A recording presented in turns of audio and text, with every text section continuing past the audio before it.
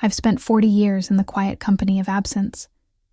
Silence has been my constant companion, and the walls of my home have absorbed my unspoken thoughts, my longing, my despair.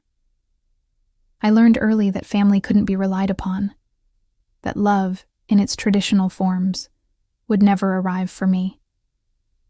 For decades, I navigated the world like a ghost, present but unseen, observed but never truly touched. Work, books, routines. They were all just distractions, attempts to keep the emptiness at bay.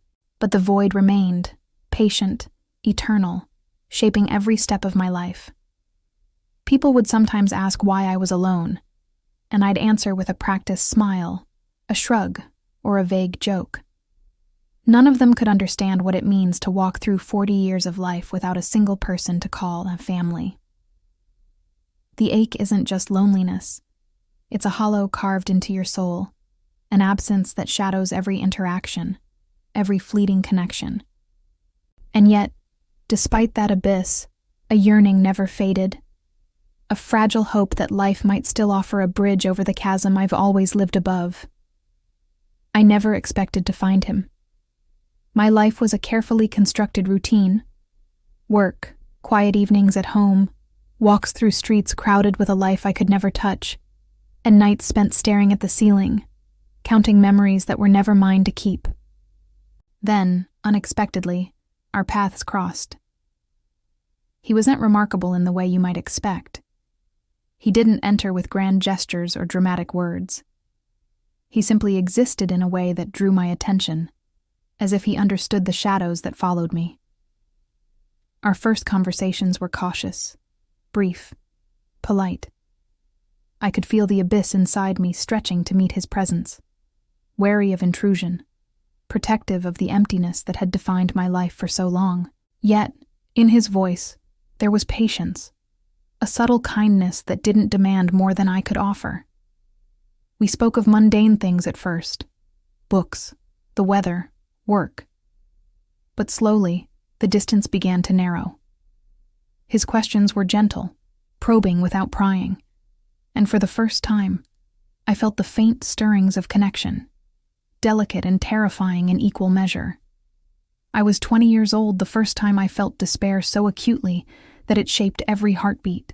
I was 40 when I realized hope could arrive at the most unexpected moment. The realization was both exhilarating and terrifying. To let someone near meant to risk everything, exposing the void, the unhealed wounds, the scars left by decades of absence. I was frightened of intimacy because I knew it could magnify the emptiness rather than fill it. Yet there was something in his calm presence, something patient and enduring, that made the idea of trust feel possible. We spent hours walking through the city side by side, often in silence. The world outside carried on, families, couples, the laughter of children. But for once, I didn't feel wholly excluded. His hand brushed mine occasionally, a fleeting contact that sent tremors through the well-guarded walls I had built around myself. It was terrifying and comforting in the same breath. I realized that emotional proximity doesn't erase past absence. It merely offers a fragile space where vulnerability can be shared, where the abyss can coexist with the possibility of connection. Over time, our conversations deepened. He asked about my past, about the family I never had, about the silence I had lived with for decades. Each question was a careful probe into my heart, a gentle acknowledgement of the wounds I had carried alone. I shared fragments, small and deliberate, afraid of overwhelming him with the weight of 40 years of loneliness. He didn't recoil. He didn't judge. He just listened, and in listening, he built a bridge across the void, one patient step at a time. Evenings at his apartment were strange and wonderful. I was so unused to a presence that was neither fleeting nor conditional. I felt the contrast sharply. His home filled with warmth, laughter, the small rituals of life that I had never known. And yet, the abyss inside me persisted.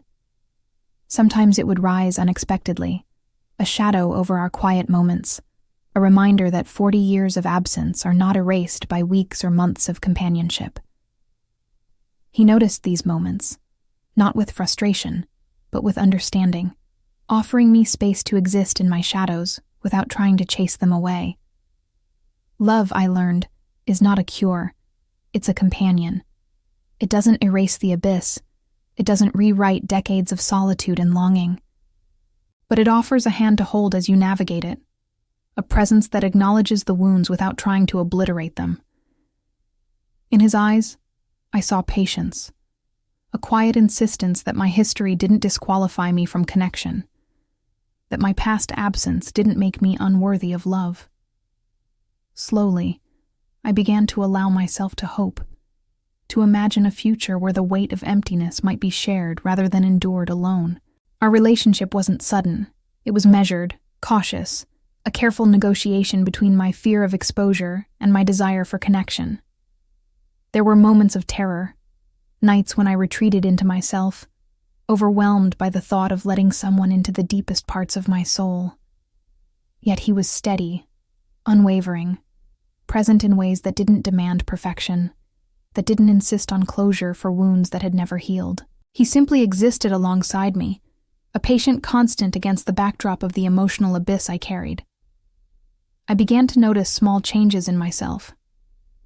The apartment that had always felt like a sanctuary of solitude now seemed emptier in its isolation, not because I was alone, but because I was no longer alone in the emptiness.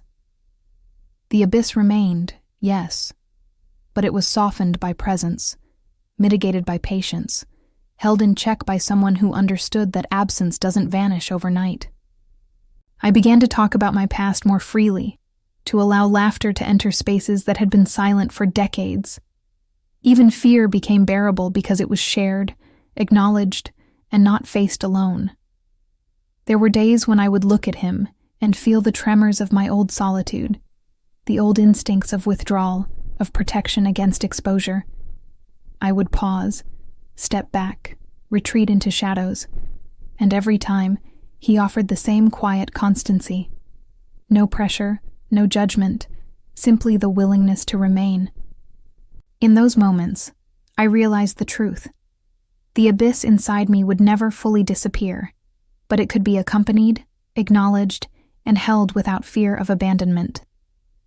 40 years of solitude had taught me resilience, endurance, and observation. But love taught me patience, courage, and the strange possibility that absence can coexist with connection. I learned to navigate the delicate balance between exposing my wounds and safeguarding the spaces that were still fragile, still raw. The abyss wasn't conquered. It was companioned, softened, held in a way that made life bearable for the first time in decades. Now, when I wake in the morning, I still feel the weight of 40 years of absence, the pull of decades of solitude. But I am no longer alone in that weight. I share it with someone who understands its contours, its depth, its unyielding presence. The life I had imagined as impossible, connection, intimacy, partnership, exists now, fragile and careful, luminous even in the shadows. I have found a hand to hold across the abyss, someone to share the quiet moments, someone who reminds me that even a lifetime of absence does not make one incapable of love. Love, I learned, is not erasure. It is recognition. It is presence. It is patience. And sometimes, it arrives when you have lived long enough to fear it will never come. 40 years had taught me despair. He taught me hope. The abyss inside me remains, but I have learned that the deepest loneliness can be accompanied, and that even a life shaped by absence can be reshaped by gentle, unwavering presence.